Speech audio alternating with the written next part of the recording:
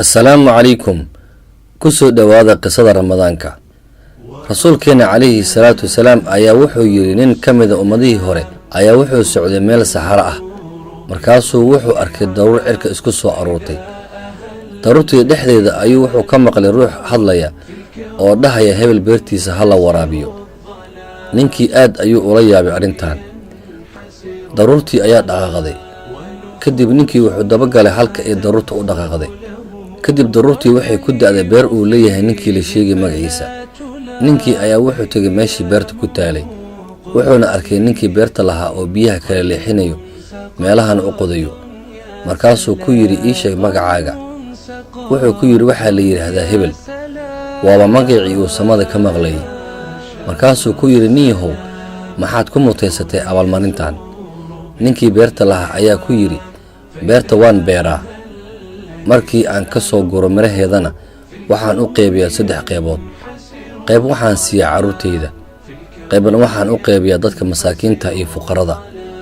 qaybka saddexaadna waxaan u dhigaa beerta si aan mar kale ugu tacbo qisadeena halka ayay nooga eg tahay qisadan ama xadiiskan waxa ka qaadanayna ayaa waxay ka mid tahay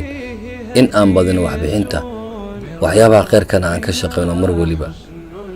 waad ku mahadsantahay daawashada muuqaalkan haddii aad ku cusub tahay channelka maalmaha fadlan subscribe dheh gambalelkana riix si ay ku soo gaaraan muuqaalada cusub aan soo dhigi doono mahadsanid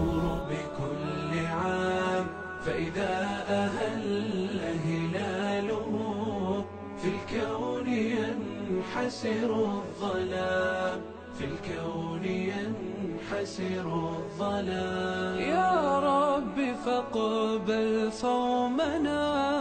وأعده عاما بعد عام يا رب صل على الذي فاقت محامده الأنام فاقت محامده الأنام وأظلنا شهر السلام ضيف